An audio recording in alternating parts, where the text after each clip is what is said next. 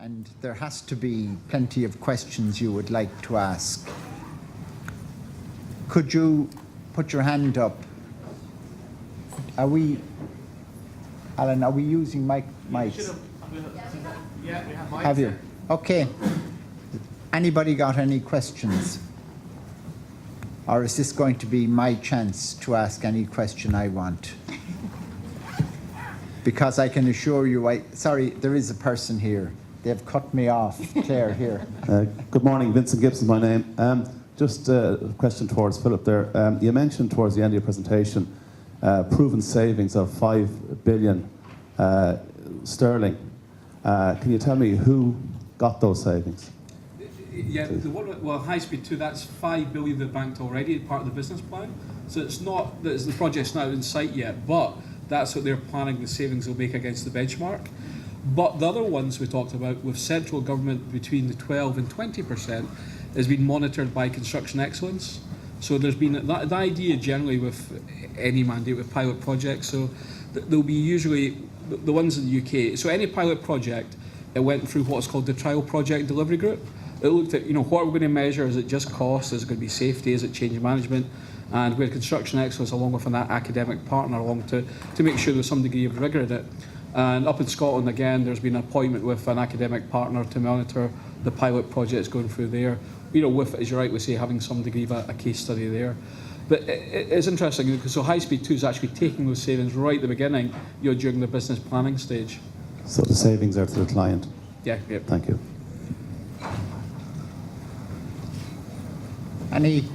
Sorry, there's somebody here, Shane. Yeah, thanks, John. Shane Brody, multinational company, Leixlip. You can guess.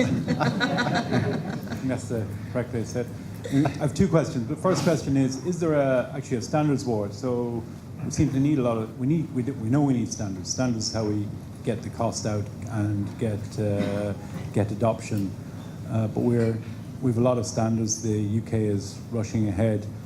EU, but I don't see a uniform set of standards coming. What does the panel think about that? And will the different turfs, US, Europe, whatever, start having battles over it as they have over other areas? It's a good question, and harmonisation of standards, I think, is a good thing as well. So in terms of standards then, what we see, there's several layers. So as you rightly say, within the UK, we've got the British Standards Institute, that has created, the series of documents that creates up the Level 2 suite. The idea then is between now and 2017, we've got the International Standard Organisation. So there's a series of committees there, across Europe, across global, that's looking at trying to create an international standard, which is ISO 19650, which will start to bring them all together. And then the likelihood is there's another standard called the CEN, which is a European standard. It'll come back and form a CEN standard as well. So we'll still have the British standard. There'll be a harmonisation in terms of an ISO standard, and it'll probably come back to some degree as a European standard as well. So the idea is to harmonise these, but in the first instance through the International Standards Organisation, where most countries have some degree of representation on it. Camoon, since you made a point about openness, would you like to comment on that question? Sure. We actually went through quite a few studies in the work with the government organizations we worked with in the US of looking at international standards, but also looking beyond that to different owner groups in the US and trying to harmonize or create a common kind of a baseline. And one thing that we found that's really interesting is you obviously do need a standard, but you also need to allow for some level of flexibility so it doesn't constrain you to a point where you can't actually find a place to start.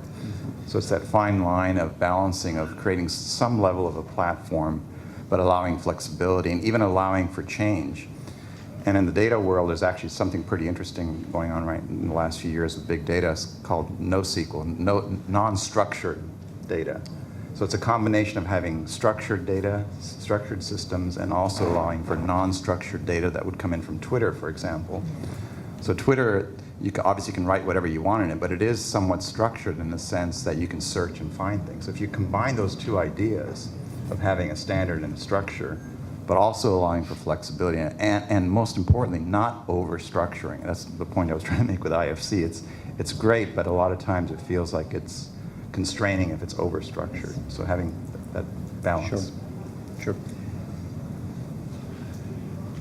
Okay, while somebody else is dreaming up a question, Kamun, could I ask you, I have seen webcasts about the community, California community colleges and what they have done to build this giant database.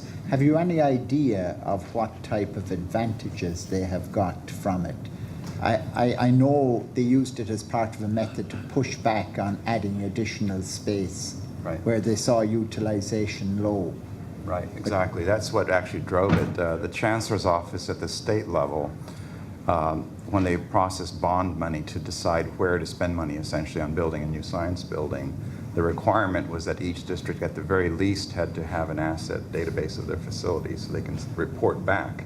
So that kind of is a mandate in a sense. It says if you want money, you can't have money unless you give us your very basic information.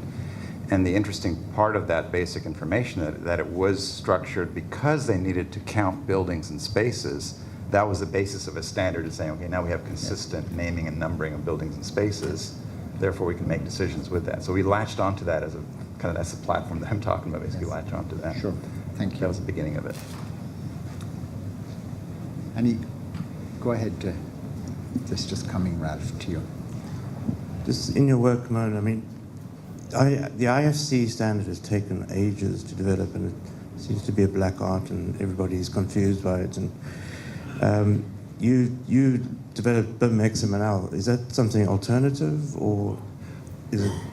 Right, the question of BIM XML, we basically based BIM XML on IFC, and we built it years ago actually because of the need to have a simple format that we did not see in IFC, and the need to communicate with non-BIM and non-IFC capable teams. So creating it's almost like a COBE approach as well too. Basically, if you have a simple structure that you can point people to, it's not an alternate, it's kind of in parallel, and it actually works in conjunction with IFC as well. So you can start in BIM XML, for example, and move it into IFC if needed. Okay, can I pick up on that one as well? It's interesting. We met with Finnish Building Smart International yesterday in London. We were talking about the same thing in terms of being able to describe geometrical and non-graphical information, and the main consensus came through that IFC was relatively good for describing vertical assets such as building, but when you came out to something that was more linear in nature, in terms of maybe a rail project or such like our citywide project, then land XML or city XML were certainly the way the industry will seem to be going at this moment in time, and it was interesting to hear in terms of the Finnish adoption, and I'm sure Arto will maybe pick up it in his adopt in terms of how XML was being used, but it seems to be developing quite, I think, considerably on linear projects. Sure. Kathy Malloy, Austin Reddy and Company. Question for David. David, what's your experience of private clients in the UK, or is it still being very much just driven by government? It's a really good question. We've got within the UK, we've got a series of BIM for working groups. So there is a BIM for private clients group at this moment in time who are, the idea is anything good from the public sector can be shared with them. They can take the standards and use them free of charge. So I think it's fair to say that, a lot of the private sector are on their journey. And I think it has already been mentioned today that, they're probably not adopting all the level 2 package, but, they're taking the bits that are maybe relevant for them in terms of the journey plan. But it's actually been quite interesting in terms of, I think the one that's been the big success for us has been our PAS 1192 Part 2 and Part 3, the Information Management Standard. I think we're seeing most private sector clients still adopting there. I think the challenge for them, though, is it's still being seen as, lots of people trying to sell them things at this moment in time. And actually, at the end of the day, this is about probably good quality project management. It should be very much, we talk about employers' information requirements, it should be pretty much part of that one. So we're starting to see a lot of clients now that are trying to try and upskill, if you like, their project management division in terms of just being able to put good information requirements together. And as we heard from Claire, it's all about that simple thing of start, end in mind. And we were talking about that this morning. We often engage with the wrong people. I mean, if you're going to be maintaining, this place, there's probably, if you like, a facilities manager that is going about actually physically changing locks. Speak with these people as well and try and understand actually where are your pain points. going to your maximum or your tri-riga and trying to interrogate them and find actually, is it systems, is it fixed furniture? But I think in the whole, we're starting to see clients moving towards, if you like, some degree of level 2. And why I say some degree is, the standards are only finished a couple of months back, but it's interesting. You think about it, if you unpack them, you're asking a client to work in a common data environment with some degree of information management, some degree of security wrap around about it as well.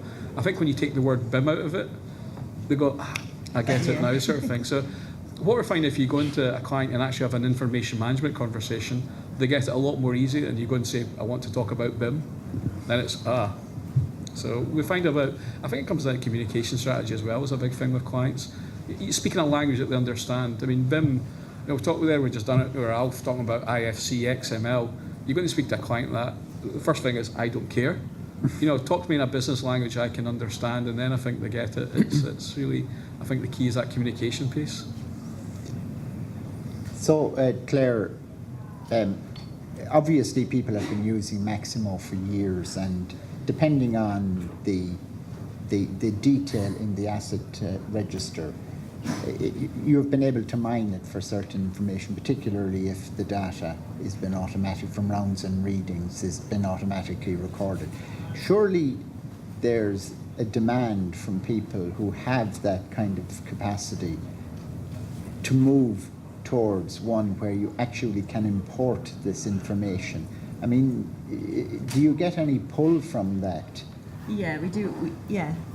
We're seeing it more and more. Clients come in, and I know there's a couple of people in the room here that are working with clients on that process, that virtual handover process. But a lot of time as well, if you don't communicate, and it's down to communication, if you don't communicate with the FM department, the facilities maintenance department, there's a lot of fear. Automation means lack of jobs or jobs going, and that's not what it's about. It's about raising the game, raising productivity. It's not about cutting jobs. So we do see a lot of pull from really good, foresighted, strategic thinking clients, but we also see a lot of push as well from, some smart thinking engineering firms as well that do maybe MEP drawings that are saying this is a no-brainer, we should be doing this. So it's coming from both sides. Sure, good. Sean. Hi, I'm Dr. Sean O'Keefe with Headcount Engineering. Can you give us an example of, we're here in IFC and IFC XML, and maybe make it a little clearer for the audience, the machine readable coordination view, IFC, and these model view definitions, which we're speaking of, that are in XML format, such as COBE, SPY, things like that. An example, maybe perhaps the SEPs or something like that, where in real time, the machine readable language is being used for some of the data in real time, but this external database where this other data is coming in and they're meeting. As far as the real-time data, the example that I gave in Atenia is one example of how the real-time data is fed. It's basically saying it's an exchange between two systems that say, I need to find information about this building, and the other system says, I have information about this building, and it says, I have a list of spaces, and one of those spaces has 30 pieces of equipment, and the other system says, I only want information about this equipment, and it pushes those attributes of just that equipment, which is essentially exactly what I demonstrated there. So this exchange, machine-to-machine exchange, becomes very important when the complexity and just, like we talked about, it's massive amounts of data that's being processed, and the only way to really do it is to get as much into the machine-to-machine part as possible and have these transactions, and the other thing is it keeps it lightweight as well too. Does that answer your question? I'm not sure if that's exactly what you were asking. Yeah, I was trying to paint the picture for the audience of some of the data being used from the IFC schema, but not all the data we need is there. So there's a point in which data from the machine readable language is populated. Then we also use the model view definitions to get some human readable form data. But then we have other human data we need to be part of that as well. So if we populate for a hospital table or something, perhaps the geometric data will come from the IFC model, and maybe the FM data will be filtered out with the view definition, and then there's some more data about it in another database, and they're all working together. That IFC didn't do that by itself, but you couldn't do it alone with just this other data. So you have machine data and human readable data and all working together. Right. The IFC, we see it as kind of the geometry and the locator of things. And in fact, we're advocating for not putting a lot of the data, the attribute data inside the model. There's a misconception that if we have a model loaded with all the data, then we have to harvest it out. That means you have to constantly do this import-export. So keeping the IFC with its strength, and then having it could be a ton of other databases sitting around it that says, well, I'm an equipment supplier and I have all the attributes. But actually, there's no reason to take the equipment data from an equipment supplier, hard-code it into a model, and then figure out how to get it out, because you can go straight to the equipment data if they're relating it to this piece of equipment. So this kind of ecosystem helps you kind of grow much more efficiently. Thank you. Could I just ask one last question, and this is the final question here. You mentioned in Scotland, they're to a certain extent in echelon with the UK. They've watched what has happened in the rest of the British Isles, and you're taking a slightly different case. We're not at the point that there's going to be a mandate. What do you say in the short term? We're going to go through a year anyway before such a mandate is going to be created. What would your advice be, you know, as we try and keep the momentum for BIM going forward? I think it's simple. Just go do it. I mean, I think it comes down to it's as simple as that. And I think you can always boil down BIM implementation to four things, I think. Where are you now? Yes. Where do you want to be? Yes. What's your own implementation plans, an organisation, an individual, and then just go do it. Sure. And I think that last part, I think, you know, we often, especially in the UK, we talked a lot about the what and the why. We try to intellectualise it. Yes. And it's now, and I think we're already seeing it in Ireland, actually, just go do, learn from the mistakes. Keep planning, keep doing it, and keep refining it. Good. Thank you. Okay, folks, we had, I think, 3 wonderful lectures this morning. I've learned a lot from it. You saw me writing furiously here.